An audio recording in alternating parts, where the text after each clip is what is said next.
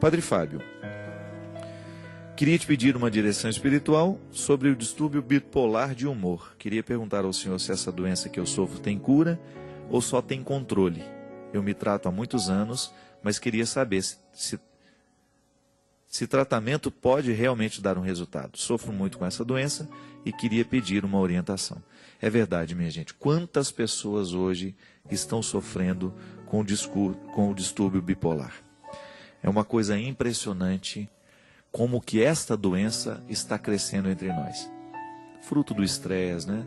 Dessa vida moderna que nós levamos, essa vida irregular.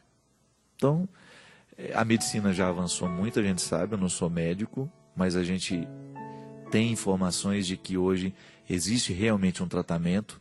Eu não sei se isso existe cura, é uma boa pergunta que você me faz, porque existem doenças que realmente não têm cura. Você tem controle da doença. Você vai ficar eternamente precisando tratar daquilo. Mas não é nenhum problema, né? É como quem tem diabético, né? Eu tinha uma visão tão distorcida da diabetes, né? A Mônica, a que trabalha lá no escritório, que é a pessoa principal responsável pela minha logística, pelos meus deslocamentos, né? A Mônica tem diabetes. E eu vejo o quanto que ela convive bem com isso. Aí eu fico brincando com ela, né? Pelo fato dela muitas vezes comer isso, comer aquilo. Ela fala, não, padre, eu tenho total controle, eu sei direitinho medir. Ela já tem todas aquelas tecnologias que mede a glicose, que mede isso, mede aquilo. Eu acho interessante a maneira como ela lida com esse limite. Para ela internalizou aquilo, eu vou viver eternamente assim, e ela não criou mais problema com isso. Se a gente descobre que tem uma doença que vai precisar tratar para o resto da vida, isso não pode se transformar numa causa de sofrimento para nós. É claro, sofrimento nós vamos ter. Pô, eu não gostaria de ter que passar o resto da minha vida tomando aquele bendito medicamento. Mas se num determinado momento da minha vida isso me acontecer, vamos buscar a reconciliação com essa situação. Não vamos ficar sofrendo porque eu agora descobri que tenho transtorno bipolar e vou ter que tomar esse medicamento para o resto da minha vida. Não tenha problema com isso. Eu acho que é interessante que algumas doenças até trazem para a pessoa uma disciplina que antes ela não tinha. Não é verdade? Quantas vezes você vê que aquela pessoa encontrou a disciplina porque descobriu que tinha a tal da doença. Então, a partir do momento que se cuida, que se trata, que está sendo disciplinada, ela acaba fazendo um bem danado a ela. É igual o Padre Léo dizia, de maneira muito interessante, né? Ele falava assim, que todo mundo deveria viver como se tivesse AIDS. Aí uma vez eu escutei ele falando isso e depois, mas como assim, Léo? Ele falou, o aidético, a pessoa, desculpa, o termo é muito ruim, né? A pessoa que tem o vírus do HIV, desde o momento em que ela descobre, ela começa a tomar o medicamento. Tudo bem, então ela vai fazer com que o organismo dela reaja, né, para combater aquele vírus, aquele invasor que está ali dentro. Só que todo portador do vírus HIV tem que mudar de vida assim que descobre. Porque ele vai ter que começar a ter 8 horas de sono, ele precisa começar a fazer uma atividade física, ele precisa controlar bem a dieta alimentar. Não significa não comer, mas significa comer bem. Por quê? Porque ele sabe que ele tem um sistema imunológico fraco. Porque o grande problema do vírus do HIV é esse, né? Ele ataca diretamente o sistema imunológico. Então, se ele fragiliza o sistema imunológico, uma gripe que para uma pessoa que não tem o HIV não é problema, para ela é. Porque pode evoluir, pode virar uma pneumonia. Tanto é que a maioria dos pacientes que tem o vírus HIV, o grande problema no passado era a pneumonia.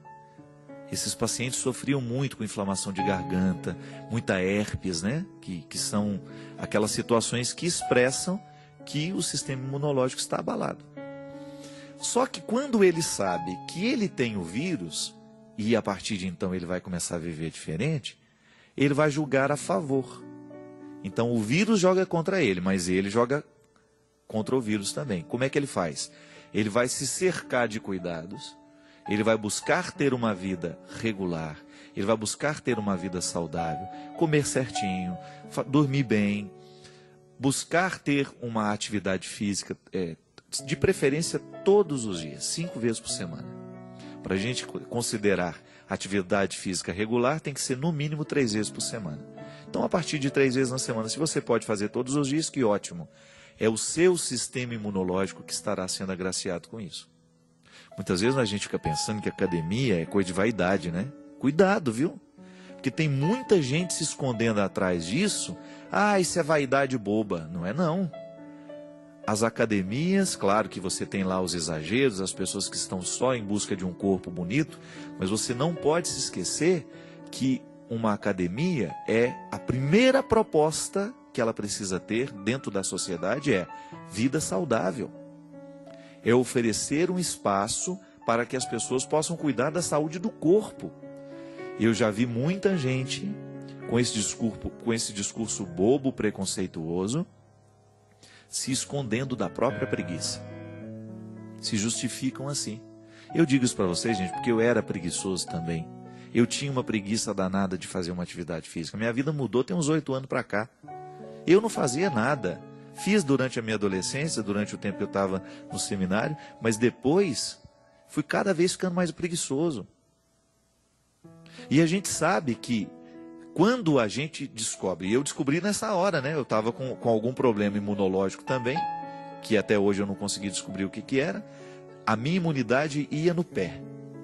Eu naquele ritmo de mestrado lá em Belo Horizonte, trabalhando muito, quando descobri que eu tinha um problema, fiz todos os exames de sangue, não detectava nada, não descobri absolutamente nada de errado comigo. Mas o que eu sabia é que eu estava vivendo um processo de estresse e que se eu não mudasse a minha vida, eu iria morrer muito cedo. O médico me disse, olha, padre, o senhor vai viver muito pouco, porque com 31 anos, o senhor está vivendo, com 30 anos na época, o senhor está vivendo um processo como se eu tivesse 50 anos já.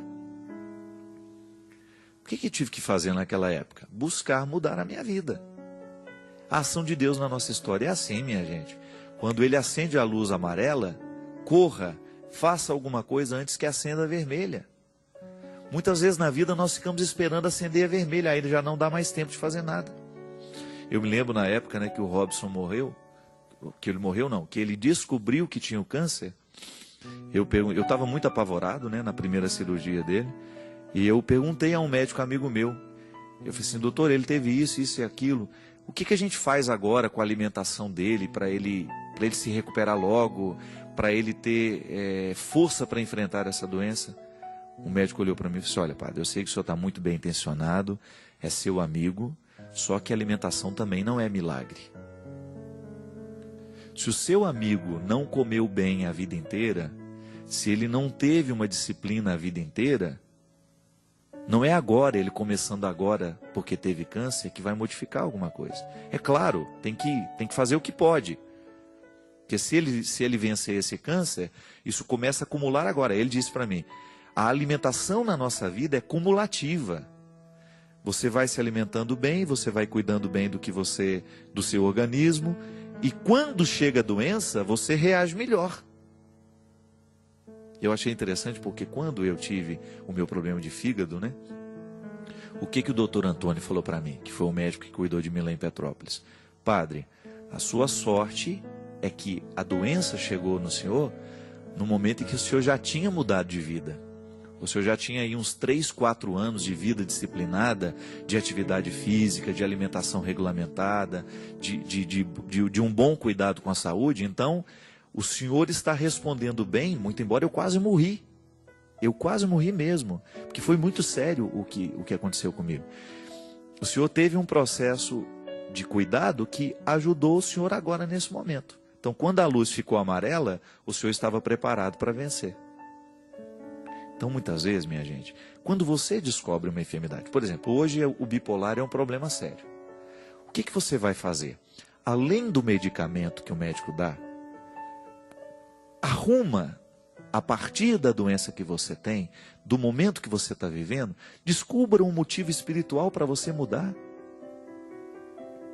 O que muitas vezes falta na nossa vida é a gente prestar atenção que a luz está amarela. Que alguma situação de perigo pode acontecer. Muitas vezes nós tratamos a doença só com o comprimido.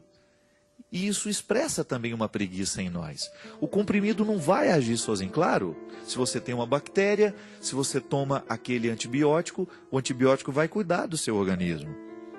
Mas você, como pessoa, você começa a ter também um compromisso com a sua doença. Então tá bom, eu preciso fazer um repouso para esse remédio agir melhor em mim. Aí muitas vezes a pessoa desconsidera isso, não faz esforço nenhum, quer que o remédio haja sozinho. Nós não podemos ser tão irresponsáveis assim. Então, se ocorre alguma situação, todo mundo hoje enfrenta problemas de doenças, né? Nós estamos ainda com os requisitos da gripe suína. O que isso nos ensinou? Que toda gripe é perigosa. Toda gripe pode evoluir para um problema mais sério. Só que nós nos acostumamos a ficar gripados, né? Então a gente não fez muito mais coisas. A gente vai e continua a nossa vida, a gente espirra na frente do outro, a gente espirra dentro dos ambientes fechados. Independente se a gente pode pensar que ali pode ter uma pessoa com problema de imunidade, que aquela gripe que não me faz tanto mal pode matar o outro. Isso é muito sério. Foi a grande lição que a gripe suína trouxe para nós. Nós não temos o direito de negligenciar a nossa saúde. Nós precisamos ter cuidado, nós precisamos lavar as mãos, nós precisamos ter cuidado com o outro. Eu não tenho o direito de espirrar em cima do outro. Não é? Tudo isso. Uma situação gerou uma mudança de comportamento. Gente, a nossa vida espiritual é o tempo todo assim. Ela tem que mudar o nosso comportamento. A nossa experiência de Deus precisa ser prática, né? Nós precisamos encontrar nestas coisas da vida os motivos que nos fazem ser novos. Quantas vezes na nossa alma as coisas acontecem assim também? Quantas vezes dentro do seu coração as coisas não estão boas, você está se sentindo amargurado, você está se sentindo decepcionado com tantas coisas, mas para isso não tem comprimido. Para isso não tem comprimido. E é muito triste quando nós começamos a tratar o processo de depressão, o processo de angústia, de ansiedade com cápsulas. Eu tenho sempre vivo dentro de mim um trabalho maravilhoso que é feito no Recife, já falei disso, de uma profissional chamada Margarida Félix, uma psicoterapeuta maravilhosa, uma mulher de um profundo conhecimento, cristã, uma mulher que tem uma experiência de Deus belíssima, irmã do meu grande amigo Padre André Vital. Ele é professor de Bíblia, um dos homens mais fantásticos que eu conheci na minha vida, e a Margarida, que é irmã dele. Eu me recordo que quando conheci a Margarida, comecei a conversar com ela, né, e fui descobrindo que aquela mulher fazia um trabalho maravilhoso de recuperação de depressão, sem usar um medicamento químico. Sabe como? Mudança de hábitos. Não sei se ela ainda atende lá na Jaqueira, né? Era a clínica lá no Recife. Mas a Margarida, e ela me ensinou muito isso. Quantas coisas hoje na minha vida eu faço porque um dia eu escutei a Margarida me contando que dá certo. Como é que ela recuperava os pacientes lá? Às vezes com casos psiquiátricos, gente. Com situações de casos agravados mesmo. Sabe como que era a técnica lá? Primeira coisa, retirava o açúcar da alimentação. Primeira coisa. Só era usado lá dentro, e os pacientes depois levavam esse hábito para casa, a açúcar de frutose, que é açúcar extraída da própria fruta, que não faz mal nenhum para a saúde. Essa açúcar que nós usamos, este açúcar, é feminino ou masculino? Não sei. Esse troço que a gente põe para adoçar nossas comidas, né? Isso é extremamente nocivo para a nossa saúde. É o processo do refinamento, né? Quanto mais refina um alimento, mais nocivo ele fica para a saúde. Aí estava a dimensão espiritual do tratamento da Margarida, que ela insistia em dizer. Aqui na clínica, primeira coisa, nós mudamos o hábito do paciente. Mudamos a alimentação do paciente. Ensinamos a comer diferente, ensinamos a comer melhor. E a partir daí, nós começamos a mudar também, trazendo uma terapia ocupacional. Aquela mente que antes só se ocupava de coisas ruins, começa a ser ocupada com coisas boas. Aí você tem uma mudança. Mudou o pensamento, mudou a alimentação, você tem a possibilidade de mudar um ser humano por completo. Espiritualidade é isso. Quando a gente descobre que há uma integração total, plena, entre espírito e o corpo. É neste corpo que o espírito está. É nele que eu preciso viver a dimensão bonita dessa integração. Não sou só corpo, não sou só espírito, né? Eu sou uno. A antropologia cristã nos ensina esta unidade de corpo e alma. Eu estou vivendo a minha experiência aqui. E lá na clínica, a Margarida trabalha a partir desta integração. Quer cuidar bem da alma dessa pessoa, das doenças da mente? Então vamos cuidar bem deste corpo, né? Vamos modificar, vamos colocar este corpo no novo movimento. Minha gente, a nossa espiritualidade precisa fazer a mesma coisa conosco. Se esse Deus que nos converte não diminui o número de latas de óleos que nós usamos todos os meses na nossa cozinha, então onde é que está a nossa conversão? A nossa conversão, a Gisele Savioli fala de maneira tão bonita isso, e ela precisa escrever sobre isso, já falei para ela isso. O alimento e a vida espiritual. Aquilo que nós comemos é também expressão concreta do que nós cremos.